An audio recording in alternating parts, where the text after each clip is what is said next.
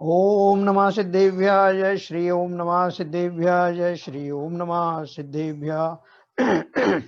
मंगलम भगवान वीरो मंगलम गौतमो गणी मंगलम कुंद कुंदाद्यो जैन धर्मोस्तु मंगलम सर्वमंगल मांगल्यम सर्व कल्याण कारकम प्रधानम सर्वधर्माणां जैनम जयतु शासनम जैनम जयतु शासनम जैनम जयतु शासनम। तो हमारा एक गुणस्थान का टॉपिक चल रहा था जिसमें दूसरे और तीसरे नंबर के गुणस्थान को छोड़ करके बाकी हमने 14 गुणस्थान कवर किए थे। तो वो 14 गुणस्थान में आपको फिर से संक्षेप में बताऊंगा, उससे पहले वो दूसरा और तीसरे जो गुणस्थान छूटे हैं वो अपन जो है पढ़ते हैं। Page number 236।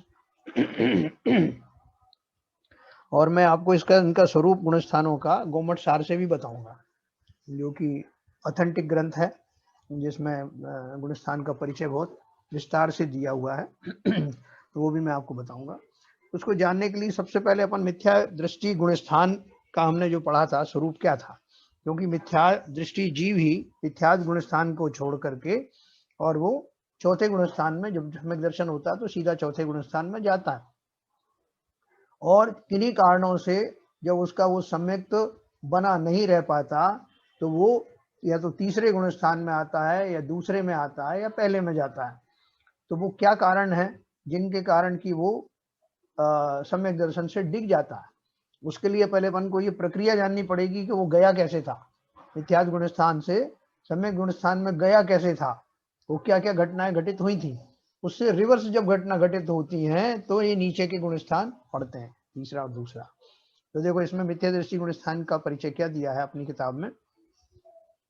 मिथ्यात्व कर्म के उदय से होने वाले तत्वार्थ के अश्रद्धान को अर्थात विपरीत श्रद्धान को मिथ्यात्व कहते हैं, है ना। तत्वार्थ के श्रद्धान जिन्हें नहीं है, इस गुणस्थान वाले जीव को मिथ्या दृष्टि जीव कहते हैं। उसे सच्चा धर्म अच्छा नहीं लगता है, जैसे ज्वर से पीड़ित व्यक्ति को मधुर रस भी अच्छा नहीं लगता है, उसी प्रकार मिथ्या दृष्टि को सच्चा धर्म अच्छा नहीं लगता है।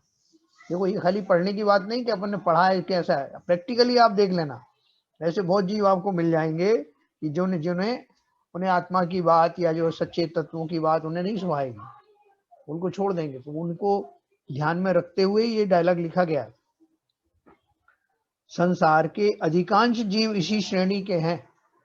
देखो तो हम कितने जो हैं भाग्यवान हैं, हमें अपना जो है भाग्य सराहना चाहिए। हमने पता नहीं कौन से पुण्य किए थे, कौन से शुभ कार्य किए थे कि हमें आत्मा से गहरी रुचि है, वरना तो लोग इतने नहीं सुन सकते। बहुत गिने चुने उन्होंने लिखा ना कि जगत के अधिकांश जीव इस श्रेणी के हैं, उन अधिकांश में से मैं निकल करके हम लोग एक्सेप्शन हो गए।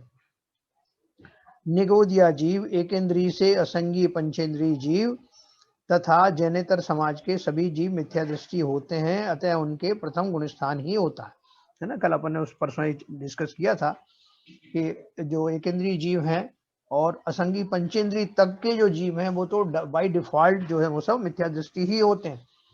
सम्यक दृष्टि होते कौन है? सबसे पहली बात तो कि जो जिन्हें शुरू होता है वो मनुष्य पर्याय, वैसे तो वो दूसरे इसमें तिरंज पर्यायों में भी होता है, लेकिन यहाँ क्या बता रहे हैं कि पंचेंद्रीय जीव में संगी पंचेंद्रीय जीव से वो शुरू होता है। संगी पंचेंद्रीय जीव में जो तिरंज भी आते हैं और देव भी आते हैं, मनुष्य भी आते हैं, तो उनको जो है वो उनमें से कुछ को हो भी सकता है और नहीं भी हो सकता, दोनों कैटेगरी के लोग। अतः उनके प्रथम गुणस्थान ही होता है। अब देखो सासाधन गुणस्थान यानी मिथ्या दृष्टि गुणस्थान क्या है। जब जीव पहली बार सम्यक दर्शन को जो उसने प्राप्त किया था तो क्या किया था, हमने 8 कर्म के बारे में पढ़ा। 8 कर्म में से जो 4 घातीय कर्म पढ़े, 4 घातीय कर्म में से जो सबसे प्रसिद्ध गुण है जो मोहिनी कर्म का हमने पढ़ा। मोहिनी कर्म के 3 भेद हमने पढ़े। 2 भेद मुख्य रूप से पहले पढ़े, इसमें दर्शन मोहिनी और चारित्र मोहिनी।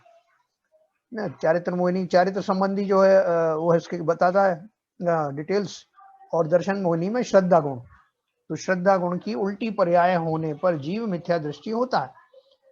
अब वो मोहिनी कर्म जो है उसमें ये जो दो कैटेगरी मैंने बताई, उनमें भी जो दर्शन मोह है उसमें खोटी श्रद्धा और सच्ची श्रद्धा।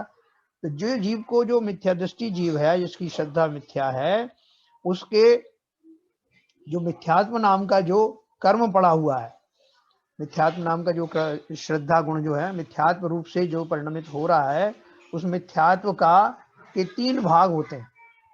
वो कब प्रकाश में आते हैं? मिथ्यात्व के 3 टुकड़े जब वो सम्यक दृष्टि बनता है, उस समय उसके 3 टुकड़े होते हैं।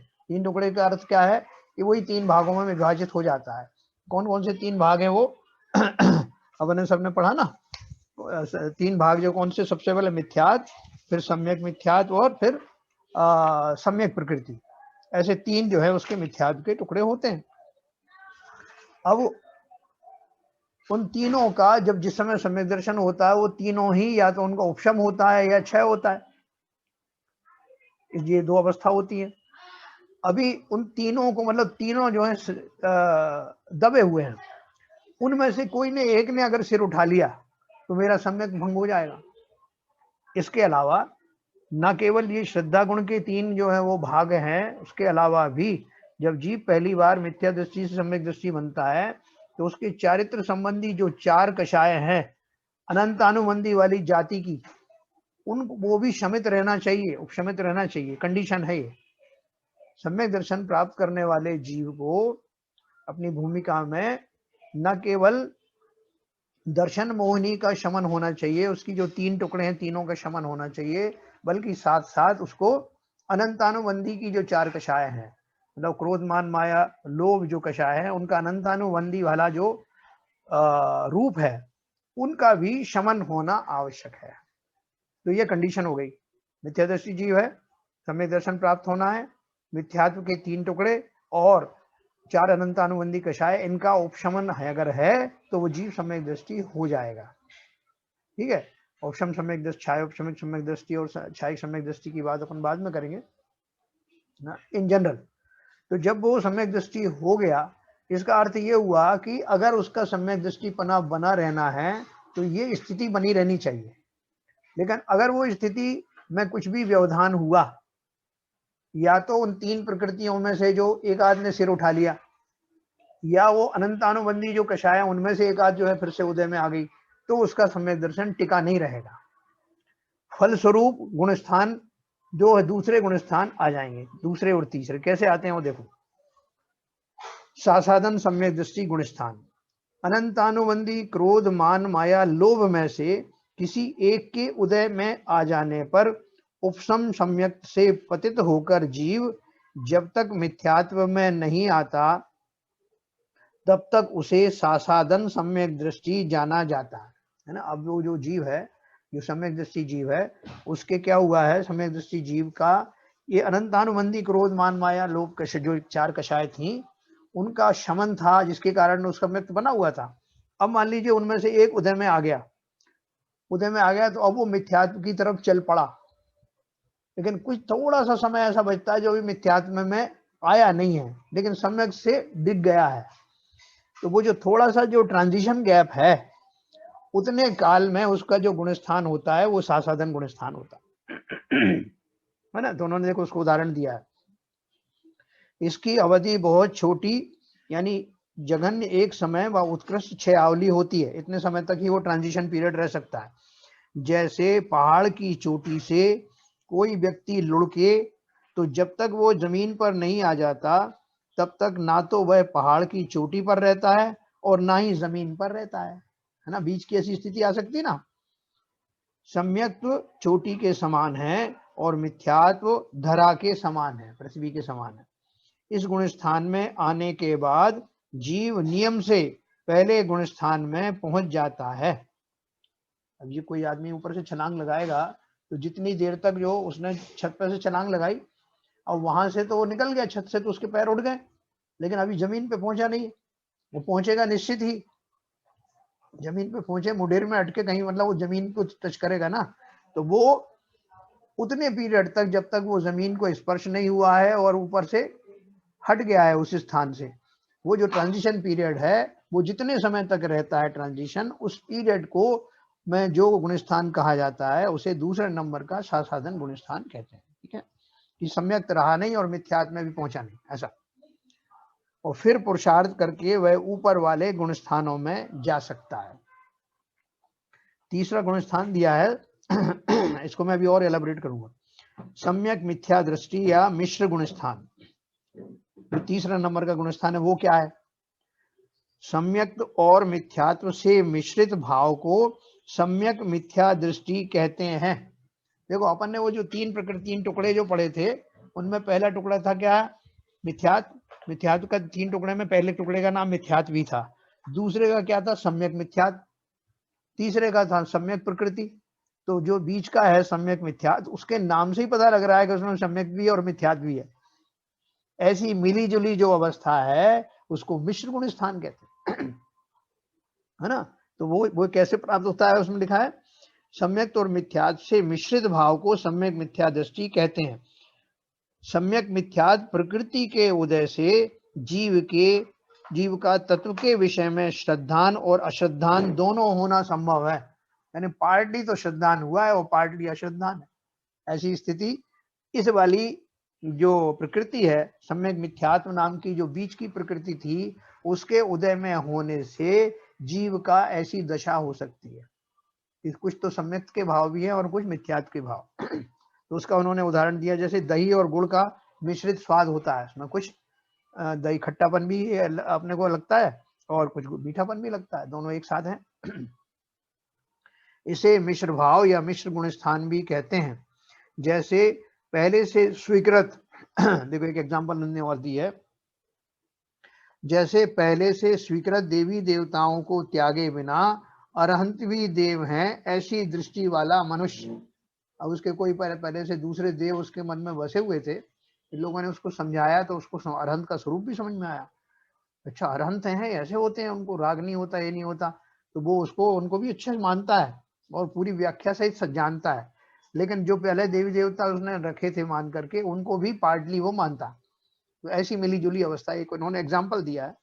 और दूसरी एग्जाम्पल अपन देखते हैं, ये दूसरे तीसरे गुण स्थान है। मैं आपको गोमट सार में से दिखाता हूँ। ये गोमट सार ग्रंथ हम लोगों ने पढ़ा था, बड़े डर डर के पढ़ा था कि पता नहीं समझ में आएगा कि नहीं, लेकिन वो बहन जी भी साथ में थी, उन्होंने पहले भी पढ़ा था और हम सब लोगों ने सामूहिक रूप से उसका साहस किया तो वो काम हो गया। तो देखो मिथ्या तो हमने गुण स्थान जो अभी पढ़ा था, इसमें क्या दिया है?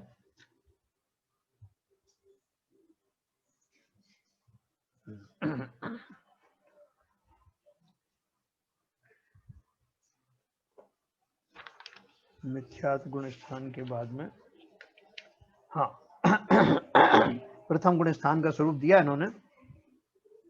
मिथ्यात्व प्रकृति के उदय से उत्पन्न होने वाले मिथ्या परिणामों का अनुभव करने वाला जीव विपरीत श्रद्धा वाला हो जाता है। उसको जिस प्रकार पित्त ज्वर से युक्त जीव को मीठा रस भी अच्छा मालूम नहीं होता, उसी प्रकार यथार्थ धर्म अच्छा नहीं मालूम होता, रुचिकर नहीं होता। मिथ्यात्व प्रकृति के उदय से जो जीव देव शास्त्र गुरु के यथार्थ स्वरूप का श्रद्धान न करके विपरीत श्रद्धा करता है, उसको मिथ्या दृष्टि कहते हैं। यहाँ पर चा शब्द डाला है, उससे यह अभिप्राय समझना चाहिए कि यदि कोई जीव बाहर से सम्यक दृष्टि के समान आचरण करे और अंतरंग से उसके विपरीत परिणाम हो, तो वो यथार्थ में मिथ्या दृष्टि ही है ना। बाहरी जो आचरण है उससे आप उसको नक्की नहीं कर सकते। तो मिथ्या दृष्टि हमने जो पढ़ा था कि मिथ्या दृष्टि जीव के जो है वो जो मिथ्यात्व होते हैं उनके 5 भेद हमने पढ़े थे, एकांत मिथ्यात्व, विपरीत मिथ्यात्व, विनय मिथ्यात्व, संशय मिथ्यात्व और अज्ञान मिथ्यात्व, ये हमने पढ़े थे पहले। अभी मैं आपको बताऊं, अब वो मिथ्यात्व गुण स्थान से हट करके जब इसमें आता है द्वितीय गुण स्थान में, द्वितीय गुण स्थान जो अपन ने पढ़ा सासाधन गुण स्थान, इन्होंने क्या लिखा है उसके बारे में। प्रथमोपशम सम्यक्त के अथवा यहाँ पर वा शब्द का ग्रहण किया है, इसलिए द्वितीयोपशम सम्यक्त के अंतर मुहूर्त मात्र काल में से जब जघन्य एक समय तथा उत्कृष्ट 6 आंवली प्रमाण काल शेष रहे, है ना। जैसे अभी जो आपका सम्यक दर्शन था तो सम्यक दर्शन जो पहली बार जब सम्यक दर्शन होता है, प्रथमोपशम सम्यक होता है, तो उसका जो काल है वो एक अंतर्मुहूर्त बराबर रहता है। मतलब वो एक अंतर्मुहूर्त जैसे इक्विवेलेंट टू 48 मिनट्स उतनी देर तक रहता है, और नियम से वो छूट जाता है और जीव मिथ्या दृष्टि हो जाता है ना। अगर वो छाया सम्यक सम्यक दृष्टि नहीं हुआ तो वो नियम से छूट करके मिथ्या दृष्टि बन जाता है। अब वो जितने 48 मिनट खत्म होने में, वो अंतर्मुहूर्त खत्म होने में इतना समय बचे, कितना समय उन्होंने बोला है कि मिनिमम एक समय और उत्कृष्ट ज्यादा से ज्यादा 6 आंवली काल प्रमाण रह जाए, उतने समय में उतने समय ड्यूरेशन में अनंतानुबंधी क्रोध मान माया लोभ में से किसी के भी उदय में आने से सम्यक की विराधना होने पर सम्यक दर्शन गुण की जो अव्यक्त अतत्व श्रद्धान रूप परिणति होती है, उसको शासन या सासाधन गुण स्थान कहते हैं। जो मैंने आपको बताया कि वो जो ट्रांजिशन पीरियड है, उस पीरियड में उतने काल तक के बीच का जो जीव है, जो मिथ्यात्व में आने से पहले और सम्यक के छूटने के बाद की जो स्थिति है, वो सासाधन गुण स्थान है। मिथ्यात सम्यक मिथ्यात तथा सम्यक प्रकृति का तो उपशम है, किंतु एक अनंतानुबंधी का इसमें उदय हो गया है। अपन ने बताया था ना, या तो वो तीनों टुकड़े जो हैं वो शमन रहना चाहिए, और चारों अनंतानुबंधी कषाय उनका भी शमन रहना चाहिए। लेकिन उनमें से अगर अनंतानुबंधी कषाय में से कोई कषाय जो है उसने सिर उठा लिया, तो वो जीव की ये दशा होती है। और जब वो पूर्ण मिथ्यात्व की तरफ आता है, तो मिथ्यात्व पूर्ण मिथ्यात्व में आने से पहले का जो ट्रांजिशन पीरियड है, जो बीच का काल है, उसको उस काल में रहने वाले भाव सासाधन गुण स्थान वाले भाव कहलाते हैं ना। इसी तरह से हमने तीसरे गुण स्थान के बारे में पढ़ा, जो मिश्र गुण स्थान जो है, इसमें उदाहरण दिया है तीसरे गुण स्थान की। सम्यक्त रूपी रत्न पर्वत के शिखर से गिरकर जो जीव मिथ्यात्व रूपी भूमि के सम्मुख हो चुका है, अथवा जिसने सम्यक्त की विराधना कर दी है और मिथ्यात्व को प्राप्त नहीं किया है, उसको शासन या शासाधन गुण स्थानवर्ती कहते हैं। ये तो उन्होंने बता दिया, वही उदाहरण उन्होंने दिया है। और अब तीसरा गुण स्थान इन्होंने लिखा है, जिसका प्रतिपक्षी आत्मा के गुण को सर्वथा घातने का कार्य दूसरी सर्वघाती प्रकृतियों से विलक्षण जाति का है। उनको क्या लिखा है इन्होंने, इसकी एक उदाहरण दिया है इन्होंने। जिस प्रकार दही और गुड़ का तो इन्होंने भी दिया है मिश्र परिणाम के कारण, और एक और कुछ इन्होंने वो दिया था उदाहरण।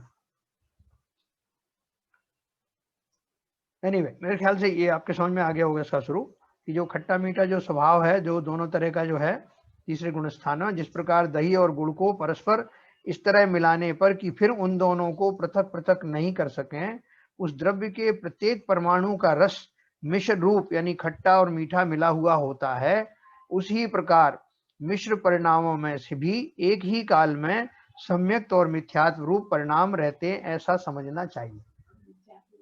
तो इसमें अभी क्या हो गया, अभी स्थिति समझेंगे। सम्यक दर्शन हुआ था जब तीनों मिथ्यात्व के टुकड़े उपशम थे, चारों अनंतानुबंधी कषाय जो थी वो उपशमित थी।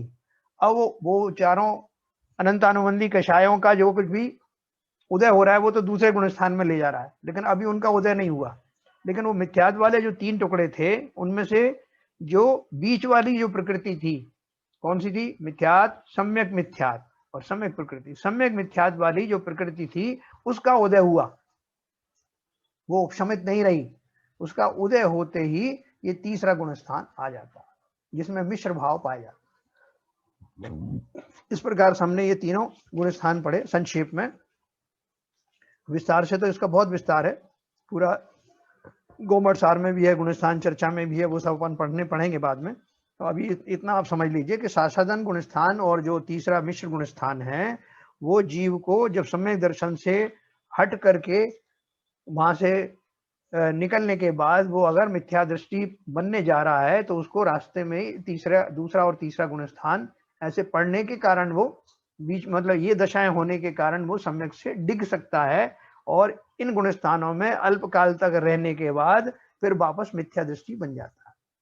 और मिथ्या दृष्टि कब तक बनता है, तो अपन जानते हैं कितने काल तक वो चलती है अपनी, क्योंकि अपन ने ये जाना था कि मोहिनी कर्म की स्थिति कितनी होती, 70 कोड़ा कोड़ी सागर वर्ष। मतलब एक समय में बांधा ही हुआ जो कर्म है, मोहिनी जाति का कर्म, वो इतने समय तक आपको, एक बार जब उदय में आएगा तो 70 कोड़ा कोड़ी सागर तक आपको फल देता रहेगा। ये तो एक समय का हुआ, और ऐसे समय हमारे तो हमेशा ही आ रहे हैं, तो निरंतर बांधे चले जा रहे हैं। तो जिन लोगों को इसकी घबराहट नहीं हो रही है उनको तो बंधने दो, लेकिन जिनको इसका स्वरूप समझ में आ गया, वो वास्तव में उनको संवेग भाव पैदा होता है कि मैं संसार में इतनी स्थिति तक पड़ा रहूंगा, और उसमें वो सारे 84 लाख योनियों में घूमता रहता है, तरह तरह के दुख संकट भोगता रहता है, लेकिन उस जीव को समझ में नहीं आता। कई बार तो जब हम जो नारकी जीव होते हैं, नारकी जीवों को ये समझ में आ जाता है कि मेरी ये उठापटक चल रही है वो किस वजह से चल रही है, और जब उसका भला प्रकार से स्वरूप जानता है, वो चिंतन करता है, तो वो सम्यक दृष्टि हो जाता है नरक में रहते भी, और तब वो नरक के भीषण दुखों को भी समता पूर्वक सहने लगता है। यानी देखो उस भाव मात्र की कितनी जो है महिमा है। तो ये हमने इस प्रकार से 14 गुण स्थान पढ़े। अब 14 गुण स्थान पढ़ने के बाद इसमें कुछ विशेष चीजें दी हैं गुण स्थान के निमित्त, वो मैं आपको सुनाता हूँ। गुण स्थान के निमित्त क्या है? मोह और योग के निमित्त से ये गुणस्थान होते हैं। ये अपन ने शुरू में ही पढ़ा था परिभाषा में कि जीव के जो राग के परिणाम हैं उनको कम होते होते अब वीतरागता की तरफ बढ़ने वाले जो परिणाम हैं वो कितने बढ़ गए हैं, कितने कितने आगे बढ़ रहे हैं, और योग साथ में है। उन दोनों की मिली जुली जो अवस्था है, उस अवस्था के कारण तारतम्यता से होने वाले, निरंतर विकसित होने वाले वीतरागता के भाव गुणस्थान के नाम से जाने जाते हैं, और वो 14 होते हैं। तो उन्होंने लिखा है मोह और योग के निमित्त से ये गुणस्थान होते हैं। प्रथम से, अब देखना, प्रथम से चतुर्थ गुणस्थान दर्शन मोहिनी कर्म के निमित्त से होते हैं, है ना। पहले से लेके चौथा गुणस्थान वाला दर्शन मोहिनी उसमें मुख्य है।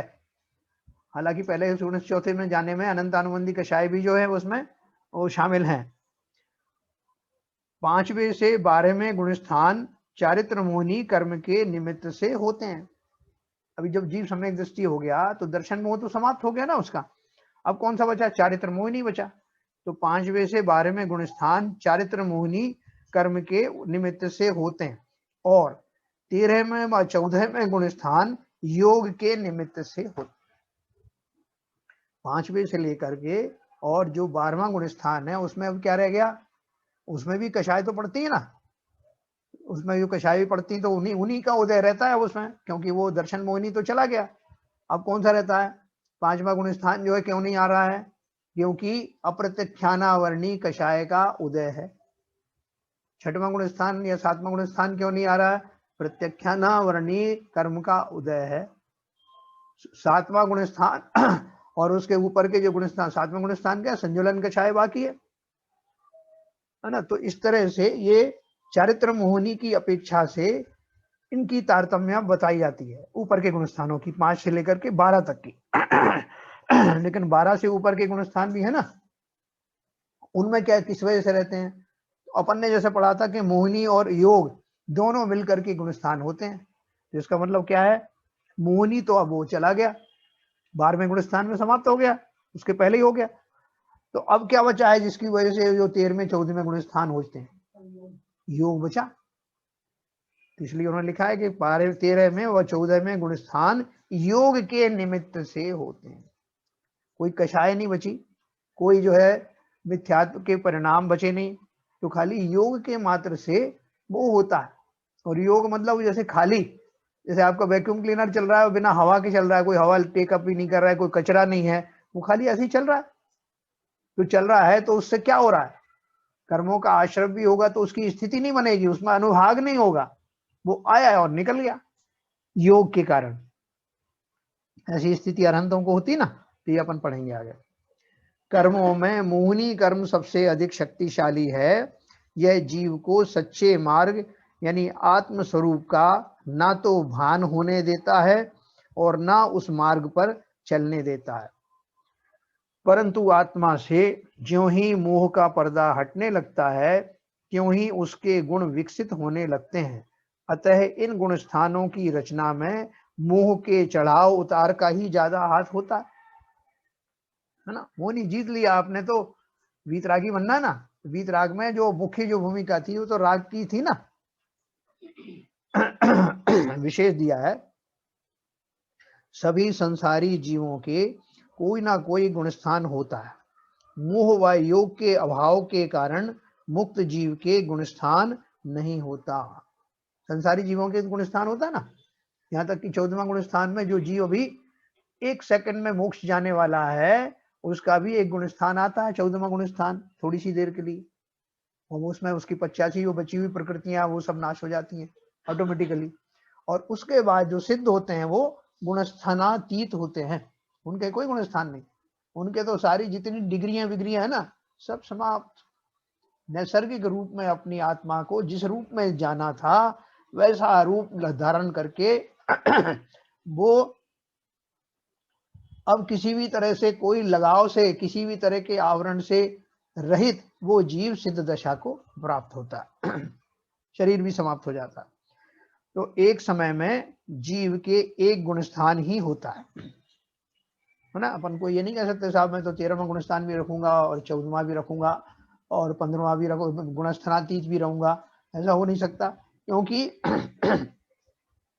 ये जीव के एक समय में होने वाले जो भाव हैं उनकी अपेक्षा से ही तो बताया। एक पर्टिकुलर समय में उसके कैसे भाव है तो उस हिसाब से गुणस्थान। एक समय में जीव के एक गुणस्थान ही होता है, प्रथम से चतुर्थ गुणस्थान तक असंयत है, शेष सभी में सम्यक दर्शन व चारित्र पाया जाता है। पहले गुणस्थान में तो उसको कोई व्रत कोई चारित्र है ही नहीं, और चौथे गुणस्थान में किंचित उसका चारित्र है। लेकिन उसके बाद के जो गुणस्थान है 5 से लेकर के और 14वें गुणस्थान तक उन सब में सम्यक दर्शन भी है और चारित्र भी है। चौथा जो है आरिका, ऐलक, क्षुल्लक, क्षुल्लिका व प्रतिमाधारी व्रतियों के 5वां गुणस्थान होता है। ये एक तरह से रिवीजन अपन कर रहे हैं। मुनियों के 6 से 12 तक गुणस्थान होते हैं।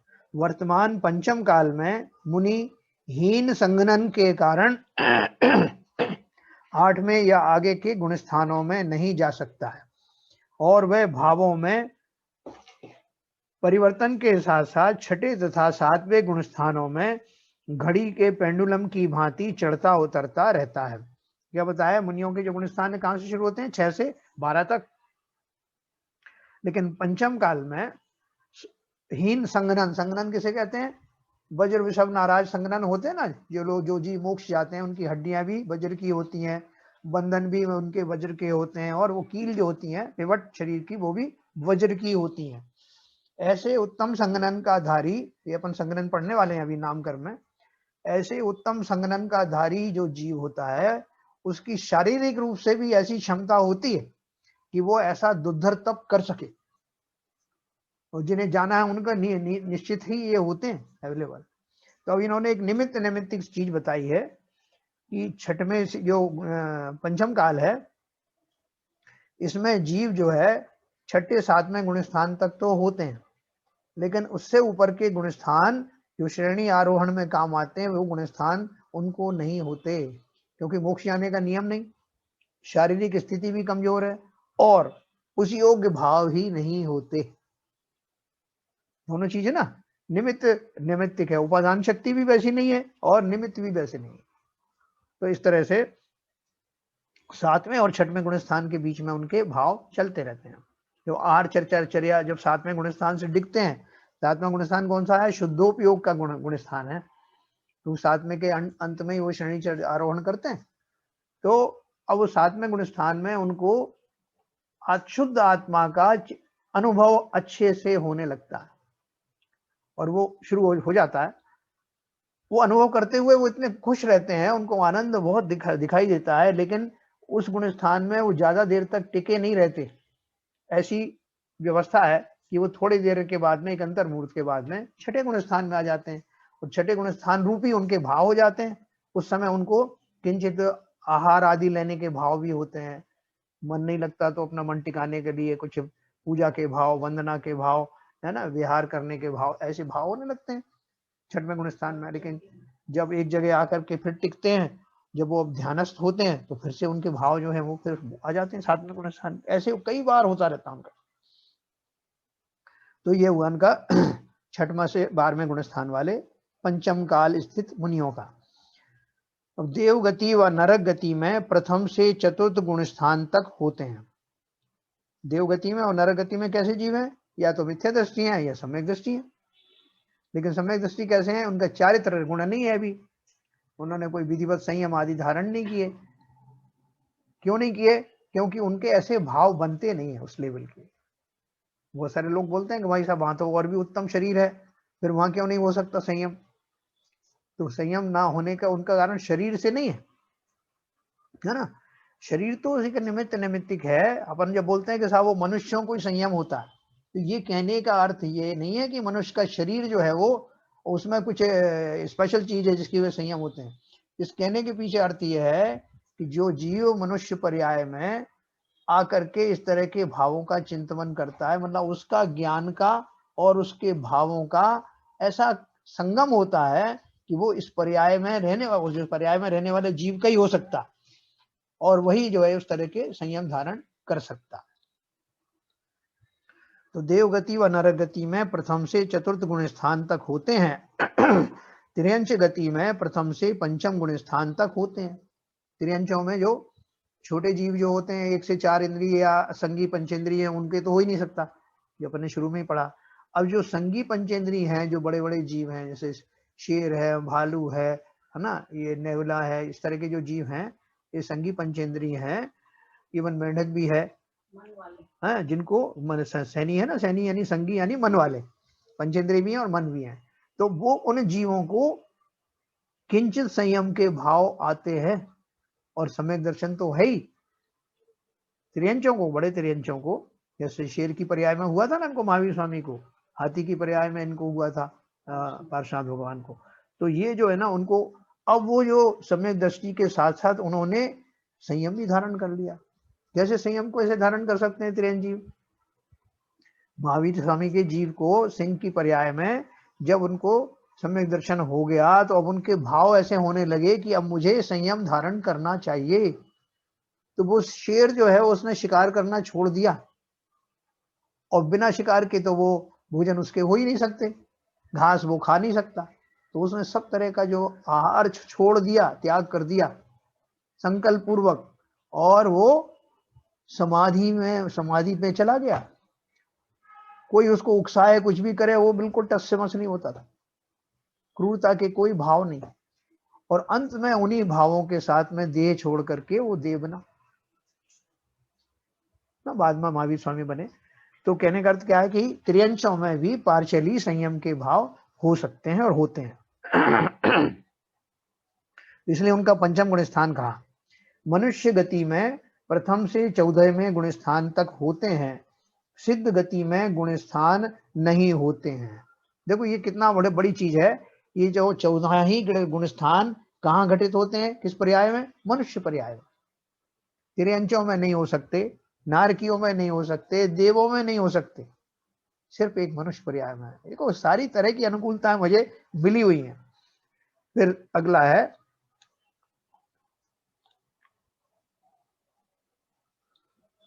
प्रथम गुण स्थान चारों गतियों के सभी जीवों के हो सकता है। दूसरा, तीसरा व चौथा गुण स्थान चारों गतियों के सभी संगी पंचेंद्रियों के हो सकता है, ठीक है ना। पांचवा गुण स्थान मनुष्य व त्रियंच गतियों के संगी पंचेंद्रियों के हो सकता है। छठवें से 14वें गुण स्थान केवल संगी मनुष्यों के ही हो सकता है ना? मनुष्य तो सारे जो हैं वो संगी ही होंगे ना। अच्छा, और अगला है बहिरात्मा के 1, 2, 3 गुण स्थान होते हैं। बहिरात्मा किसे कहते हैं? 3 अपन ने भेद बताया ना, अंतरात्मा, बहिरात्मा और परमात्मा। तो इसमें से जो बहिरात्मा है, जो मिथ्या दृष्टि जीव हैं, वो या जो अभी हमें दृष्टि नहीं हुए हैं, उनके 1, 2, 3 गुण स्थान होते हैं। अंतरात्मा की 4 से 12, यानी जघन्य के 4, मध्यम के 5, 6 व उत्तम के 7 से 12 गुणस्थान होते हैं। अंतरात्मा जो कहते हैं ना, जब 3 तरह के भेद बताए ना जीवों के, या तो वो बहिरात्मा होगा, मिथ्या दृष्टि होगा, या अंतरात्मा होगा, सम्यक दृष्टि होगा, या परमात्मा होगा। तो अंतरात्मा के इन्होंने भेद बता दिए। 4 से 12 गुणस्थान वाला जो है वो उसके जघन्य के जघन्य वाले जो हैं 4 गुणस्थान, मध्यम वाले 5 व 6, 5वां 6वां गुणस्थान, और उत्तम वाले 7 से 12 गुणस्थान होते हैं। परमात्मा के 13-14 यानी सकल के 13वां और निकल के 14 गुणस्थान होते हैं। निकल परमात्मा किसे कहते हैं? सिद्ध भगवान। तो कल किसे बोलते हैं? कल माने शरीर। तो जिनका शरीर निकल गया है वो निकल परमात्मा। अगला है मोहनी कर्म के नाश हो जाने पर 12वां गुणस्थान प्राप्त होता है। मोहनी कर्म के चले जाने के कारण शेष कर्मों की शक्ति भी क्षीण हो जाती है। अतः 12वें गुणस्थान के अंत में मुनि शेष 3 घातिया यानी ज्ञानावर्णी, दर्शनावर्णी और अंतराय कर्मों का नाश करके केवली हो जाते हैं, जो 13वां गुणस्थान है। ठीक है ना। फिर अगला पॉइंट है, मतलब ये चारों घातियां चले गए ना 12वें गुणस्थान के अंत में। चौथे गुणस्थान में सम्यक्त होने से मिथ्यात्व का अभाव हो जाता है। 5वें गुणस्थान में 12 व्रत होने से अविरति का एक देश अभाव हो जाता है। 5वां गुणस्थान है ना व्रति श्रावकों का, जिसमें जैसे ही वो व्रत धारण करते हैं 12 व्रत, तो उनका पार्शियली उनका ये अविरति नाम का जो टाइटल है वो पार्शियली चला जाता है। अविरति जैसे जो चौथे गुणस्थान वाला पूर्ण अविरति कहलाता है ना, तो क्योंकि विधिवत उन्होंने व्रत आदि धारण नहीं किए, तो वो टाइटल उनका निकल जाता है। और ये कौन से में जाते हैं?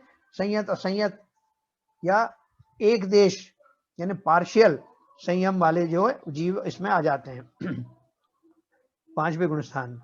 और 6वें गुणस्थान में महाव्रत होने से अविरति का पूर्ण अभाव हो जाता है, जो मुनि बन जाते हैं। 7वें गुणस्थान में प्रमाद का अभाव हो जाता है ना। प्रमत्त और अप्रमत्त 2 गुणस्थान थे ना। 6वां गुणस्थान प्रमत्त वाला और 7वां अप्रमत्त वाला। तो 7वें गुणस्थान में प्रमाद का अभाव हो जाता है। 11वें गुणस्थान में 25 कषायों का उदय नहीं है, अर्थात कषायों का अभाव हो जाता है। अभाव कैसा हो जाता है? सत्ता में तो है ना, उपशम हो गया उनका ना, तो वो अब समय उदय नहीं हो रहा है। 11वां गुणस्थान किसका होता है? जो उपशम श्रेणी में चढ़ने वाले जीवों का। तो वो उदय में नहीं हो रहा है, इसलिए निर्मलता ऊपर से बराबर दिख रही है, वीतरागता पूरी दिख रही है, लेकिन अभी वो सत्ता में मौजूद है। 13वें गुणस्थान तक योग रहता है, अतः यहाँ तक कर्मबंध होता है। कर्मबंध होता है मतलब कैसा होता है? वो सातावेदनी कर्म का जो है वो आता है, लेकिन उसे बंद नहीं होता। बंद नहीं होता मतलब उसमें प्रकृति तो आती है सातावेदनी नाम टाइप की, लेकिन उसमें ना तो अनुभाग होता है और ना ही उसके अंदर में स्थिति होती है, तो वो टिकता नहीं। एक समय आया और निकल गया। जैसे बोलते हैं दीवार पर आपने सूखी रेत फेंकी, आई और नीचे गिर गई, उस जाति का होता है। फिर 14वें गुण स्थान में योग का निरोध होने से योग का अभाव हो जाता है ना। तो जितने भी कारण थे संसार में बने रहने के, शरीर के बने रहने के, वो सारे निकल गए। इसलिए 14वें गुण स्थान में अब जीव क्या करेगा? 14 के बाद में सारा कुछ जो कारण थे, बाधाएं थी, वो समाप्त हो गई। इसलिए जीव को अब मुक्त दशा मिलनी ही है, अब उसको स्वतंत्रता मिलनी ही है। ऐसा गुण स्थानों में जीवों की संख्या की एक टेबल दी है इन्होंने। अढ़ाई दीप में विभिन्न गुण स्थानों में जीवों की उत्कृष्ट संख्या इस प्रकार है। तो उन्होंने एक टेबल में दिया है कि पहले गुण स्थान वाले जीव जो हैं एट ए टाइम वो कितने हैं? अनंतानंत हैं। द्वितीय गुण स्थान वाले असंख्य हैं, तृतीय वाले असंख्य हैं। ऐसे उन्होंने सब ये डिटेल दिया है, आप उसमें देख लेना। टोटल योग आया, मतलब एट ए टाइम जो है ये लो दिया ना 8,99,99,997 है ना। तो ये इतने टोटल उन्होंने बताया। तो उसमें अलग अलग गुण स्थानों के जीवों को सबको उसमें गिन लिया है और बोला है कि एक एट ए टाइम इतने जीव इन गुण स्थानों में को जोड़ दो तो इतने होते हैं। ऐसा एक केंद्रीय से अब इसमें जो जो टोटल लगाया वो उनका लगा है जिनकी संख्या दी है। जो अनंत अनंत है उनकी टोटल लगा नहीं सकते, है ना। 6वें से लेकर के और ये 14वें तक का। अभी एकेंद्रीय से असंगी पंचेंद्रीय जीव तथा लब्ध अपर्याप्तक सम्मूर्छन जीवों का प्रथम गुण स्थान होता है। ये अपने जीवन में सम्यक दर्शन प्राप्त नहीं कर सकते हैं। इनकी संख्या अनंतानंत है। एक इंद्रिय से लेके असंगी पंचेंद्रीय जीव तो अपन सब जानते हैं, है ना। जो जिनके मन नहीं है वहां तक के जो जीव हैं वो तो हो गए असंगी पंचेंद्रीय, और एक इंद्रिय से लेकर के और चार इंद्रिय तक के जो जीव हैं सब जो तिर्यंश जाति के हैं, और वो सारे ही नियम से मिथ्या दृष्टि ही होते हैं और सम्मूर्छन होते हैं। सम्मूर्छन जीव किसे कहते हैं उसकी अभी मैं परिभाषा आपको आगे पढ़ाऊंगा। अभी फिलहाल इतना बताता हूं कि सम्मूर्छन जीव वो होते हैं जो किसी माता पिता के पेट से पैदा नहीं होते, उनके निमित्त से पैदा नहीं होते हैं। आसपास के वातावरण में से ही वो अपने शरीर के योग्य परमाणुओं को एकत्रित करके शरीर का निर्माण करते हैं। चींटी, भौरा, ये वो सारे जो जीव है ना चार इंद्रिय तक के, वो तो नियम से ही सम्मूर्छन जीव होते हैं। पांच इंद्रिय जीव में दो तीन तरह के हो सकते हैं, गर्भज हो सकते हैं, अंडज हो सकते हैं और सम्मूर्छन भी हो सकते हैं। ये अपने जीवन में सम्यक दर्शन प्राप्त नहीं कर सकते। इनकी संख्या अनंत है। द्वितीय, तृतीय, चतुर्थ और पंचम गुण स्थान में जीवों की संख्या असंख्यात है, जिनमें मनुष्यों की संख्या क्रमशः 52, 104, 700 और 13 करोड़ है।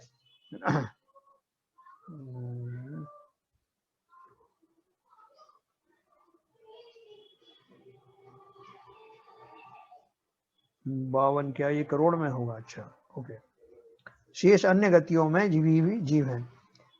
संयमी जीवों के 6 से 14 में गुण स्थान होता है और इनमें जीवों की अधिकतम संख्याओं का कुल योग 3 कम 9 करोड़ कहा गया है।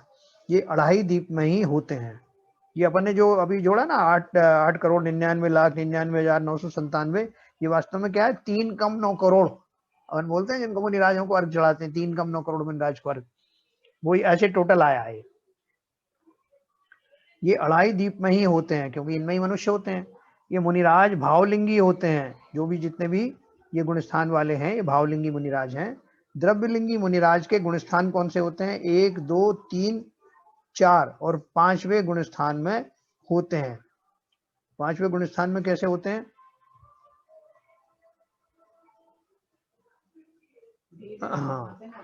हाँ, मतलब वो उन हाँ, भेद ज्ञान तो नहीं होता, तो भेद ज्ञान नहीं हुआ तो सम्यक दर्शन भी नहीं रहेगा ना। एनीवे, इसकी चर्चा अपन करेंगे अभी। उपशम छपक श्रेणी कौन सा है? चारित्र मोहिनी के उपशम में 6 करने का मार्ग। ये अपन ने श्रेणी पढ़ ली थी, मैं थोड़ा सा और जल्दी से पढ़ता हूँ, फिर प्रश्न उत्तर करेंगे। जहाँ मोहिनी कर्म का उपशम करते हुए जीव आगे बढ़ता है वह उपशम श्रेणी है। इसमें मोहिनी कर्म की प्रकृतियों का उपशम किया जाता है। इसमें 8, 9, 10 व 11वें गुणस्थान रास्ते में होते हैं। उपशम श्रेणी चढ़ने वाला जीव नियम से नीचे उतरता है।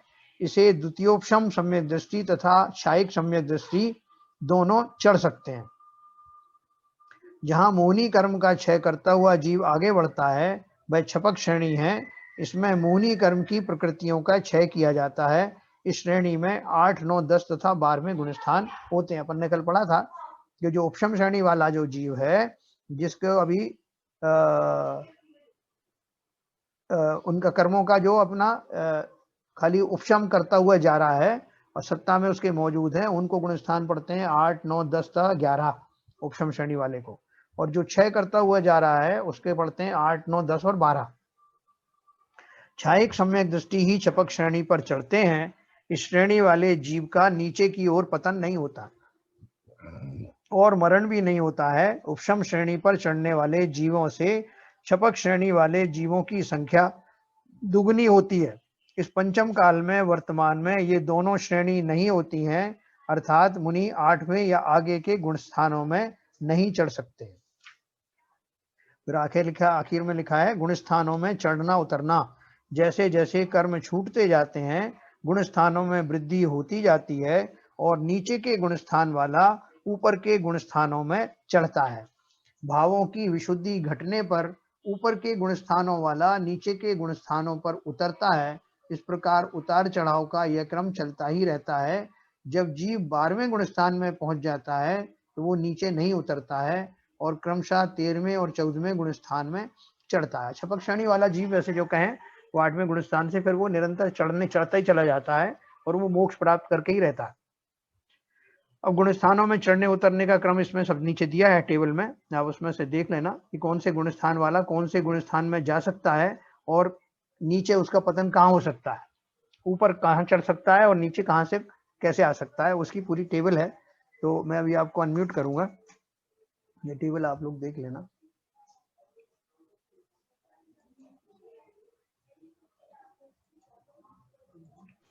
हाँ साहब कोई प्रश्न हो तो पूछ सकते हैं।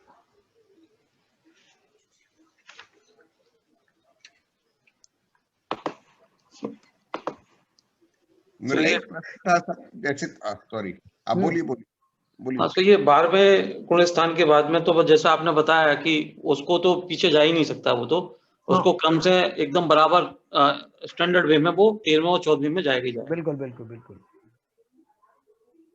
बिल्कुल जाएगा। तो वो स्थिति जैसे मुनि स्थिति मतलब एक तरीके से केवल ज्ञान से पहले की पोजीशन हो गई। हाँ देखो, वो जो छपक श्रेणी वाला जो जीव है, एक तो क्षायिक सम्यक दृष्टि है, और वो जो श्रेणी आरोहण है उसको सालों तो लगते नहीं है। 6वें 7वें गुण स्थान में जो मुनि है वो तो बहुत समय तक रह सकते हैं वैसे ही, लेकिन एक बार 8वें गुण स्थान से जो आरोहण शुरू किया और अगर वो छपक श्रेणी वाला जीव है, क्षायिक सम्यक दृष्टि है, तो फिर वो 8 से लेकर के और 12 तक निर्बाध जाएगा और 12वें गुण स्थान के अंत में वो सीधा सीधा ये बन जाएगा, अरहंत बन जाएगा, उसमें कोई रुकावट होती नहीं। देखो ये टेबल में भी ऐसे दिखाया है, आप देखेंगे इस टेबल पे 244 पेज पे, तो उसमें देखो लिखा है 10वें नंबर पे लिखा है सूक्ष्म सांप्रदाय 11वां गुण स्थान, और मृत्यु हो जाने पर 4था गुण स्थान आएगा, या 11 से 9 में आ सकता है। और जो छपक श्रेणी वाला है वो 12वें गुण स्थान के आगे उसमें डैश लगा हुआ है, मतलब वो नीचे नहीं जाएगा। 12 के बाद वो 13, 13 के बाद 14, इनके आगे डैश लगा हुआ है, तो वो नीचे नहीं जाएंगे। बताइए, सबके थोड़ा थोड़ा समझ में आया है गुण स्थान के बारे में? सर मैं ये कह रहा था जी, चौथे गुण स्थान से जब जीव गिरता है अनंतानुबंधी कषाय में से एक उदय में आ जाती है कोई, हाँ, तो नियम से दूसरा और पहले गुण स्थान में जाता है, मिथ्या दृष्टि होता है। हाँ, नियम से, हाँ, जैसा कानून है। हाँ, वो अच्छा, कानून बताया ना वो क्यों होता है। हाँ हाँ बोलिए। जब तीसरे गुण स्थान में जाता है, यानी आपके जो मिथ्यात्व जो सम्यक वो अपना सम्यक मिथ्यात्व का उदय आ जाता है, हाँ, तो ऐसा हो सकता है कि वो पहले में भी जाए और चौथे में भी चला जाए फिर बिल्कुल वापस। सही बात है, बिल्कुल सही बात है। तो मेरा इसमें एक सवाल यही था कि आपने कहा था कि पहले से 4 गुण स्थान जो है दर्शन मोहनी कंट्रोल करता है, तो कषाय तो चारित्र का एक हिस्सा है, तो वो उदय में जब आई तो जीव फिर पहली चीज तो दूसरे गुण स्थान में कहां से वो सम्यक दर्शन जब हुआ जी, तो कषाय कैसे कंट्रोल हुई? देखो मैंने आपको ये बताया था ना कि जो पहले का जो गुण स्थान है, चौथा गुण स्थान जब आता है तो उसमें दोनों कंडीशन फुलफिल होनी चाहिए। दर्शन मोहनी भी उस उपशमन होना चाहिए, उसके तीनों टुकड़े उपशमित होना चाहिए, और अनंतानुबंधी जो कषाय है वो भी उपशमित होना चाहिए। ये कंडीशन है। वो तो चारित्र का हिस्सा है। हाँ है, लेकिन वो पहले गुण स्थान से चौथे में आने में ये दोनों कंडीशन फुलफिल होनी चाहिए जी, है ना। तो इसलिए जब तक संबंधित हो ही नहीं सकता। हाँ, जब तक संबंधित हो ही नहीं सकता, जब हाँ, सातों प्रकृतियां उपशम नहीं हो जाएंगी। नहीं वही बात बता रहे हैं एसके जैन साहब। सो ठीक है सर। जी सर। तो उसके बाद के जो गुण स्थान है, एक मिनट, उसके आगे के जो गुण स्थान है, चूंकि वो उसमें जो दर्शन मोह का तो अस्तित्व समाप्त हो गया है चौथे के बाद में, तो इसलिए बाकी के जो गुण स्थान है वो चारित्र से ही कंट्रोल होता है। हाँ बोलिए। क्यों भाई साहब, ये जो है ये दूसरे गुण स्थान में जो जीव आता है वो कसाई को उदय होने से आता है, और जो तीसरे गुण स्थान में जो जीव आता है वो मिथ्यात्व की प्रकृति उदय होने से आता है। हाँ, ऐसा है क्या? हाँ, ऐसा है। मिथ्यात्व प्रकृति के उदय से नहीं आता। तीसरा वाला गुण स्थान किससे आता है? सम्यक मिथ्यात्व प्रकृति के। हाँ, वही मिथ्यात्व की तीन टुकड़े हैं, उनमें से एक टुकड़ा आ जाता है। हाँ, बराबर। उदय में तब आता है वो, तो तीसरे गुण स्थान में जाएगा। और कसाई की अगर ये चौकड़ी में से कोई आ जाएगा तो वो दूसरे स्थान में जाएगा। ये मतलब है। हाँ बिल्कुल। और ये बताइए ललित, टुकड़े का मतलब क्या हुआ सर? इसी से Clarity है इसमें? एक मिनट, ललित जी कुछ पूछ रहे हैं। हाँ तब इसी से सिमिलर क्वेश्चन था मेरा जो बाबूजी ने पूछा। तो हाँ दूसरा जो गुण स्थान पर तो जो कषाय का उदय हो रहा है वो अनंतानुबंधी कषाय का उदय हो रहा है। जी तो तीसरे गुण स्थान में सम्यक मिथ्यात्व है। हाँ। इस दौरान भी किसी लेवल का तो कषाय होगा। तो वो कषाय किस लेवल का है? वो प्रत्याख्यान है, प्रत्याख्यान है, या कषाय का भी कोई ना कोई लेवल तो हुआ है इसमें। नहीं, ऐसे नहीं है। तीसरे गुण स्थान में हाँ। अनंतानुबंधी का उपशम रहता है अच्छा और मिथ्यात्व प्रकृति का भी उपशम रहता है और अच्छा। केवल सम्यक मिथ्यात्व प्रकृति का उदय होता है माँ ओके ओके ओके। हाँ तीसरे गुण स्थान में उनका उपशम ही रहता है अनंतानुबंधी का। हाँ हाँ बराबर, मैं भूल गया आपको बताना। Yes, yes. अनंतानुबंधी का उदय दूसरे में अगर आता है तो दूसरे में आ जाता है हाँ और फिर वहां से नीचे पहले में, और जब पहले में आ जाता है तो फिर से मिथ्यात्व प्रकृति का और अनंतानुबंधी दोनों का उदय हो जाता है। बराबर। जैन साहब एक रॉ क्वेश्चन है। हाँ हाँ हाँ जैन साहब, हाँ हाँ बोलिए।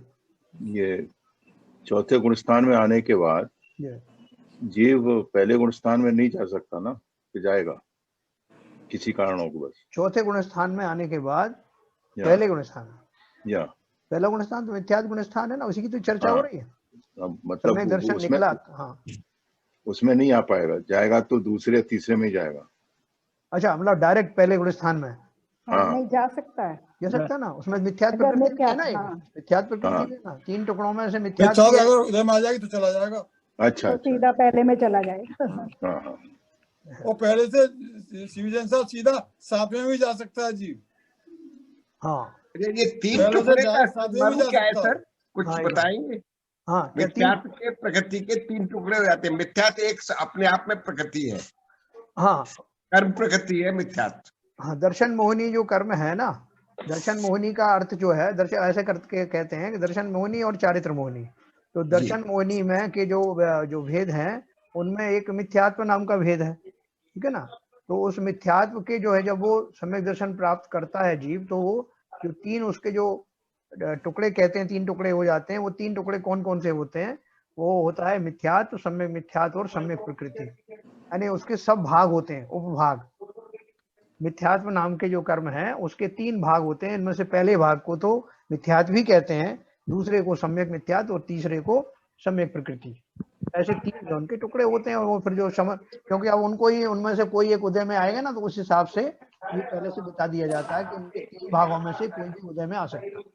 अच्छा भाई साहब, द्रवलिंगी मुनि जो है, मुनिराज जो है, तीनों टुकड़े हुए ना हाँ जैन साहब? हाँ बोलिए। मिथ्यात्व, सम्यक मिथ्यात्व, सम्यक प्रकृति। हाँ तो इसकी लोएस्ट इंटेंसिटी उसी की होती है, सम्यक प्रकृति की। नहीं, इंटेंसिटी की बात नहीं है, वो तो जो भाव कैसे आए उस हिसाब हाँ, से भाव होता है। मतलब भावों का जो भावों की इंटेंसिटी है, हाँ वो सम्यक प्रकृति में सबसे लो रहती है। देखो, मिथ्यात्व की सम्यक दृष्टि प्रकृति से। का अगर उदय हो जाता है और बाकी दो प्रकृतियां भी शमित रहती हैं, उपशमित रहती हैं, और अनंतानुबंधी भी उपशमित है, तो जीव जो है उसकी स्थिति को छायोपशमिक सम्यक तो कहते हैं। हाँ, वही वो मतलब उसका समझ दृष्टि बना रहता सम्यक है, गया नहीं अभी सम्यक उसका। समझ दृष्टि बना रहता है। यस यस, मतलब भाई उसका साहब, प्रभाव कम रहता है। हाँ ये है। भाई साहब, हाँ, द्रवलिंगी मुनि जो है हाँ। वो सम्यक दृष्टि नहीं होते क्या? अरे बाबूजी, क्या बेसिक क्वेश्चन किया आपने। नहीं, मैं एक बात पूछ रहा हूँ आपसे, क्योंकि इसमें लिखा है द्रवलिंगी मुनि 1, 2, 3, 4 और 5 के स्थान में होते हैं। तो द्रवलिंगी मुनि जो है वो जो 28 मूल गुणों के धारी तो होते हैं। हाँ। लेकिन वो केवल द्रव्य से मुनि होते हैं, वैसे वो सम्यक दृष्टि, मिथ्या दृष्टि भी हो सकते हैं। देखो, ये इसमें एक जगह आया था ना, वो जो आप पूछ रहे हैं। हाँ, ये आया है, हाँ, पेज नंबर 243 पर आया है। हाँ, ये मुनिराज भावलिंगी होते हैं। द्रव्यलिंगी मुनिराज 1, 2, 3, 4 और 5वें गुण स्थान में होते हैं। हाँ, मिथ्या दृष्टि भी हो सकते हैं और सम्यक दृष्टि भी हो सकते हैं। मतलब पहला गुण स्थान कौन का है कि जिसने जो है दृष्टि का, मुनि का तो जो है उसने वो ले लिया, पूरा लिंग धारण किया, मुनिवत स्वरूप, लेकिन अभी उसको भेद विज्ञान हुआ नहीं है। ठीक है। अब जो चौथे गुण स्थान में मान लीजिए कि वो उसको जो छठवें गुण स्थान के लायक नहीं रहा, तो वहां से डिग करके 5वें में आते हैं। 5वें के लायक भाव होते हैं। चौथे तक होते हैं, तीसरे दूसरे में होकर के पहले में जा सकते हैं। हाँ बहन जी थोड़ा बताइए इसके बारे में और। इसमें ना द्रव्य लिंग तो देखो जो बाहर से मुनि वेश धारण कर रखा है हाँ। और 28 मूल गुणों का पालन कर रहे हैं, वो द्रव्य लिंग कहलाता है ना। हाँ और भावलिंग का मतलब है यानी छठा गुणस्थान और सातवां गुणस्थान, यहाँ से भावलिंग माना जाता है। हाँ ठीक है। जिन मुनियों के भाव छठे और सातवें रूप चल रहे हैं, उससे पहले की तीनों चौकड़ी का जिनको उपशम चल रहा है ना, वहां से वो भावलिंगी है। और हाँ। ऊपर के सब भावलिंगी हैं। लेकिन अगर वहां से बाहर में तो उन्होंने वेश धारण कर रखा है, बराबर, हाँ। लेकिन अंदर में उनके परिणाम गिर गए हैं, कषायों का उदय आ गया किसी भी चौकड़ी का, तो मान लो प्रत्याख्यान का उदय आ गया तो उनका 5वां गुणस्थान 5वें में आ जाएंगे, है ना। अप्रत्याख्यान का उदय आ गया तो चौथे में आ गए। तो समुद्र बने रहेंगे ना। है हाँ, नहीं अगर मिथ्यात्व का उदय आ गया, सम्यक दृष्टि है, तो मिथ्यात्व का उदय आ गया, पहले में आ गए। 11वें गुणस्थान से गिर करके पहले तक आ सकते हैं, अगर सम्यक दृष्टि है तो वहां तक आ सकते हैं। तो लेकिन ये उस अपेक्षा से कथन है, गिरने की अपेक्षा से है कि वो यहाँ तक आ सकते हैं। हाँ ठीक है, ठीक है ना। ठीक, चलिए, और सबको सब समझ में आया? आज का थोड़ा क्लिष्ट था ये गुणस्थान एक्चुअल में क्या है कि ये अवरोहण आरोहण देखा जाता है। हाँ। अगर ये गुणस्थान में आरोहण करते समय कौन कौन से गुणस्थान पढ़ते हैं, अवरोहण में कौन से पढ़ते हैं। आरोहण में तो अवरोहण में जो पढ़ते हैं वो पढ़ते हैं ये 2, 3 और 6, और आरोहण में बाकी सब पढ़ते हैं। 244 पेज पे जो टेबल दी है ना, उस टेबल में पूरा दिया है। 244 पेज पे जो टेबल दी है ना, जी जी जी, उसमें कौन से गुणस्थान वाला कौन से गुणस्थान पे आगे चढ़ सकता है, आरोहण कर सकता है, और जब गिरेगा तो कौन कौन से गुणस्थान में आ सकता है। ऐसा ये समझना पड़ेगा। देखो, ये आज का है, कई बार पढ़ने से समझ में आता है। हमारी तो 5-6 बार 5-6 हफ्ते से ये मतलब 5-6 क्लासें इसी पे हो गई हैं। वही तो कह रहे हैं बहन जी, थोड़ा क्लिष्ट था। हाँ, ये कई बार पढ़ने में थोड़ा साहब, हाँ, रजत का कुछ सवाल पूछो। क्या? हाँ पूछो भाई। मैं ये पूछ रहा हूँ कि गुणस्थान में कोई स्पेसिफिक टाइम लिमिट रहती है क्या, कोई गुणस्थान में रहने की ऐसा कुछ टाइम लिमिट होती है कि इतना होना ही चाहिए मिनिमम? हाँ, बहन जी बता रही, बहन जी बताइए। नहीं कोई टाइम नहीं। मिथ्यात्व गुणस्थान का तो कोई टाइम नहीं है।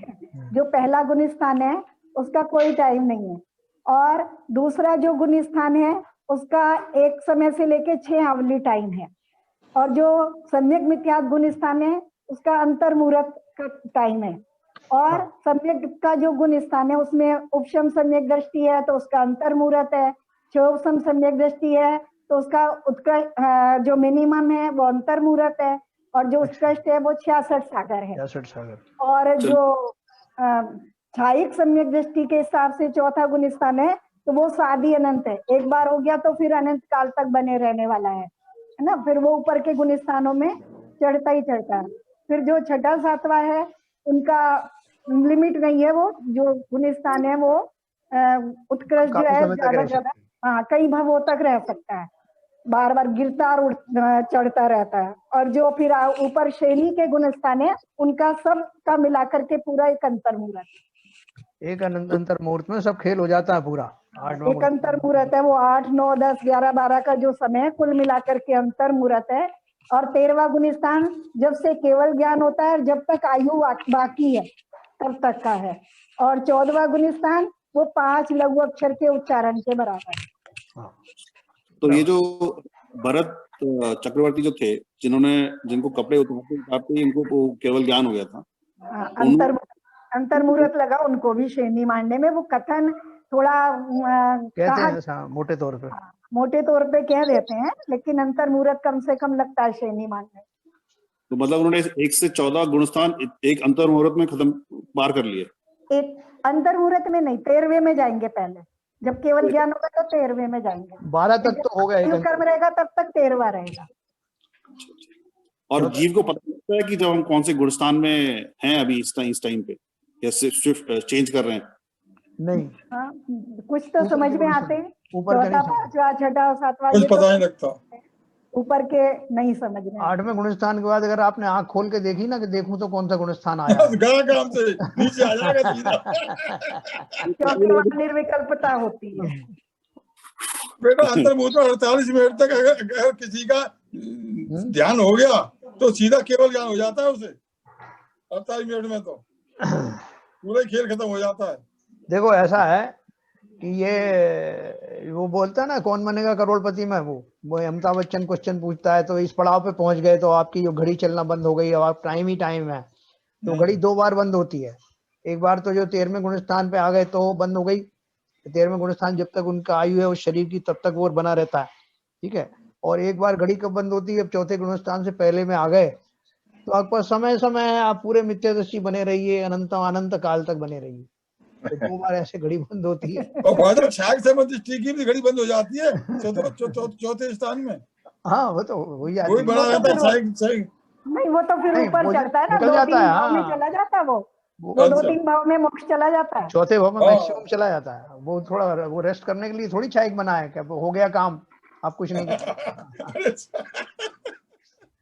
ठीक है, देखो ऐसा सीवीजन साहब, इसमें आपको ये जो गुणस्थान जैसे बहन जी बता रही ना, इसमें थोड़ा सा एक तो इसकी क्लैरिटी आने में बहुत टाइम लगता है, और दूसरा ये कि थोड़ी क्लिष्टता इसलिए रहती है कि अपन पहली बार उन शब्दों से परिचित हुए हैं। सही बात है। 2-3 बार में अपन पढ़ेंगे तो आपको न केवल समझ में आएगा, कंसेप्ट भी क्लियर होगा, और फिर इसमें बहुत कंसेप्ट तो क्लियर हो जाते हैं, नो डाउट। हाँ।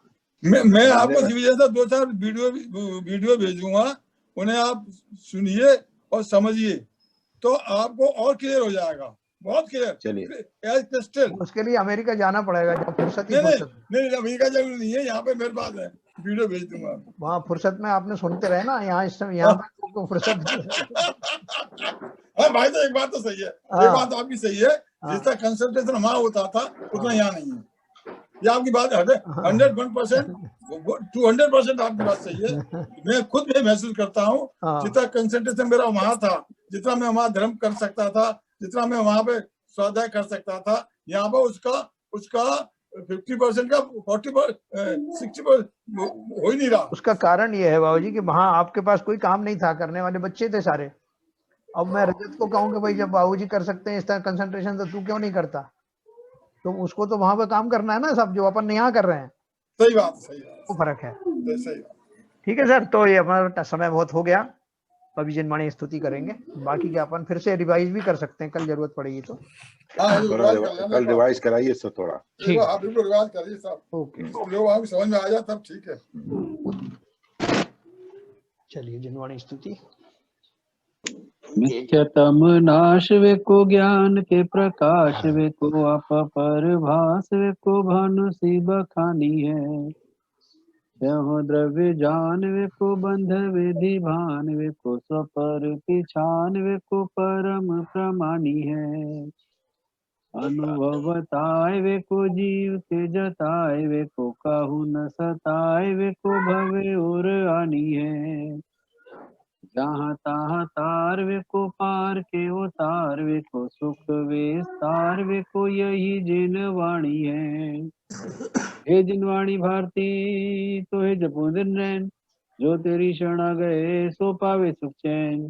जिनवाणी के ज्ञान से सूझे लोकालोक, तो वाणी मस्तक नमो सदा देते हैं धो, सदा देते हैं धो।